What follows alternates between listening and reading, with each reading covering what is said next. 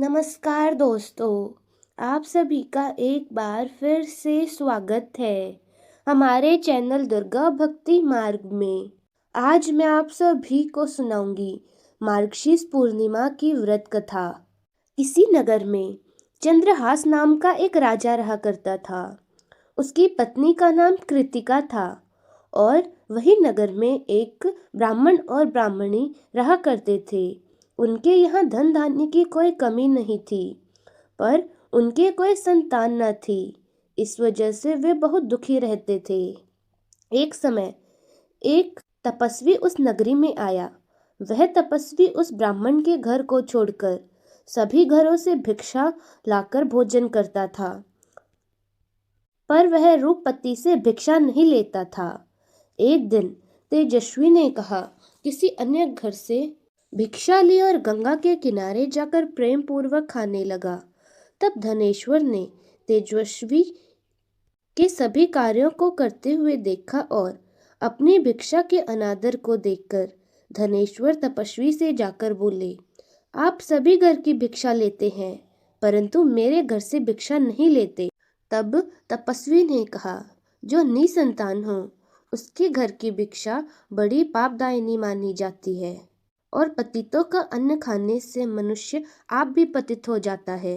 क्योंकि तुम निसंतान हो, इसीलिए मैं तुम्हारे घर की भिक्षा नहीं ले सकता।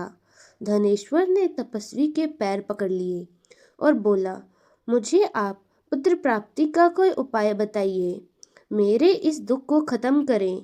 आप मेरे दुख को खत्म करने में समर्थ हैं। तब उसके द्वारा प्रार्थना करने पर तपस्वी कहने लगा, तुम माता चंडी की आराधना करो, और आकर उससे ब्राह्मणी को सारी बात बताई और खुद माता चंडी की तपस्या करने के लिए वन में चल दिया। उसने चंडी की उपासना की, उपवास किया और 16वें दिन उसे माता चंडी ने दर्शन दिए और कहा कि हे पुत्र, मैं तुम्हारी तपस्या से प्रसन्न हूँ। मैं तुम्हें वरदान देती हूँ कि तुम्हारे यह पुत्र होगा, पर वह 16 वर्ष की ही आयु तक जीवित रह पाएगा, क्योंकि तुम्हारी किस्मत में संतान सुख नहीं है। फिर भी मैं तुम्हें यह सुख दे रही हूँ। यदि तुम 32 पूर्णिमासियों का व्रत करोगे तो वह दीर्घायु होगा। जितनी तुम्हारी सामर्थ्य हो उतने घी के दीपक बनाकर शिवलिंग के सामने जगाना, पर ऐसा 32 पूर्णिमा को ही करना। प्रातः होने पर इस स्थान पर तुम्हें एक आम का पेड़ दिखाई देगा। उस पर चढ़कर एक आम तोड़ना और घर जाकर अपनी पत्नी को दे देना। अब वह स्वप्न से जागा और पत्नी को सारी बात बता दी। स्नान करके वह सुबह आम के पेड़ के पास गया और उस पर चढ़कर आम तोड़ने लगा और घर ले जाकर पत्नी को सारी बात बता दी और वह आम का फल अपनी पत्नी को दे दिया। 9वें महीने उसके यहाँ पुत्र की उत्पत्ति हुई। उसका पुत्र बहुत ही सुंदर और सुशील था। उसके माता पिता ने 32 पूर्णिमासियों का व्रत करना शुरू कर दिया। 16वां वर्ष लगते ही माता पिता को चिंता होने लगी कि कहीं 16 वर्ष होने पर बेटी की मृत्यु ना हो जाए। इसीलिए उन्होंने अपने मन में विचार किया कि अगर यह घटना उनकी आंखों के सामने हुई तो वे इसे सहन नहीं कर पाएंगे। इसीलिए उन्होंने उस बच्चे के मामा को बुलवाया और कहा कि उनके पुत्र को तुम 1 वर्ष के लिए काशी में ले जाकर वृद्धा ग्रहण करवाओ। उसे अकेला बिल्कुल मत छोड़ना और सदैव उसके साथ रहना। इस तरह से उन्होंने अपने बेटे को 1 वर्ष के लिए काशी भेज दिया, किंतु यह बात मामा को नहीं बताई। धनेश्वर ने अपने पुत्र की मंगल कामना के लिए भगवती की आराधना शुरू कर दी और फिर 32 पूर्णिमा का व्रत पूरा कर लिया। कुछ दिनों बाद मामा भांजा किसी गांव में ठहरे हुए थे। जिस धर्मशाला में वे ठहरे थे वहां एक बारात आई हुई थी। लगन के समय वर्ग को कोई रोग हो गया। वर्ग के पिता ने कुटुंबों के साथ विचार विमर्श किया कि वह देवीदास को वर के रूप में ले जाए और बाद में विवाह के अन्य काम अपने पुत्र से करवा दे। वर का पिता देवीदास के पास गया और बोला, तुम थोड़ी देर के लिए अपने भांजे को हमें दे दो ताकि लगन का काम सुचारू रूप से हो सके। उसके मामा बोले, वर को जो मिलेगा वो हम दोनों मामा भांजा लेंगे। और वे मान गए और देवीदास को वर बनाने के लिए भेज दिया। विवाह कार्यक्रम विधि पूर्वक संपन्न हो गया।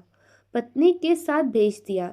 पत्नी ने देखा कि पति की आंखों में आंसू है। वह बोली कि आप उदास क्यों हैं? लड़के ने सारी बात बताई। उस कन्या ने कहा, ऐसा कैसे हो सकता है? अग्नि के सामने मैंने आपको पति बनाया है। देवीदास ने कहा कि ऐसा मत कहिए, मेरी आयु बहुत छोटी है। मेरी आयु के बाद तुम्हारा क्या होगा? पत्नी बोली, जो होगा देखा जाएगा। दोनों ने साथ में भोजन किया और सो गए। देवीदास ने जाने से पहले अपने पत्नी को 3 नगों से जड़ी अंगूठी दी और एक रुमाल दिया और कहा कि इसे मेरा संकेत समझकर स्थिर चित रख जाओ। मेरा जन्म मरण जानने के लिए एक पुष्प वाटिका लगाओ और वहां नवमालिका लगाओ और उसे जल से सींचती रहो। जिस दिन यह सूख जाए, समझ लेना कि मेरे प्राणों का अंत हो गया है, अर्थात मेरे प्राण निकल गए हैं। जब ये फिर से हरे भरे हो जाए तो समझ लेना कि मैं जीवित हो गया हूँ और इसे मेरा संकेत समझना। प्रातःकाल होते ही विवाह कार्य संपन्न हुए तो कन्या ने अपने पिता से कहा कि यह मेरा पति नहीं है, मेरा पति वही है जिसका रात्रि में मेरे साथ विवाह हुआ था। यदि यह मेरा पति है तो मुझे बताए कि रात्रि में हमारी क्या बातें हुई थी और इसने मुझे क्या दिया था। यह बात सुनकर वर कहता है कि मैं कुछ नहीं जानता। वे लज्जित होकर बारात वापस ले गए। मामा भांजा काशी विद्या अध्ययन करने के लिए चले गए और एक रात काल से प्रेरित होकर एक सर्प ने देवीदास को काटना चाहा। जहर की ज्वाला से सारा स्थान जहरीला हो गया। पूर्णिमा के व्रत की कृपा से सांप उसे काट ना पाया और वहां से चला गया।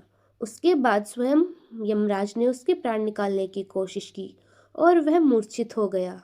वहां से शिव पार्वती जा रहे थे तो पार्वती ने शिव से कहा कि इसके माता पिता ने 32 पूर्णिमासियों का व्रत किया है, इसे प्राण दें। उसके बाद भगवान ने उसे प्राण दान दे दिए।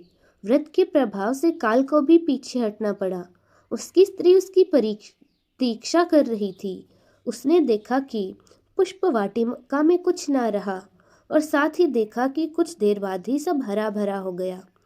यह सब देखकर वह बहुत हर्षित हुई और अपने माता पिता से बोली कि पिताजी, मेरे पति ठीक है, उन्हें ढूंढिए।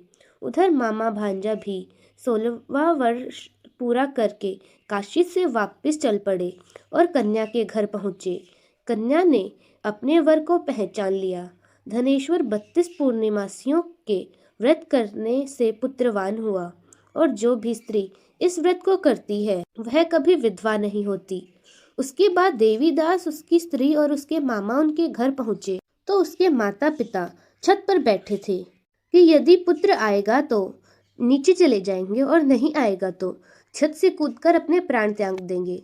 उसके बाद गांव वालों ने उन्हें सूचना दी कि उनका पुत्र अपनी पत्नी और मामा सहित आ गया है। ये सुनकर उन्हें विश्वास नहीं हुआ, पर कुछ देर बाद उसका पुत्र, उनकी पुत्र वधू और उसके मामा घर पहुंचे। उन्हें देखकर वे बहुत खुश हुए। हे भगवान शिव, जैसे धनेश्वर पर कृपा की वैसे सब पर करना। कहानी कहने वाले, सुनने वाले और हुकारा भरने वाली सबकी मनोकामनाओं को पूरा करना। तो दोस्तों, कैसी लगी आपको हमारी आज की यह कथा?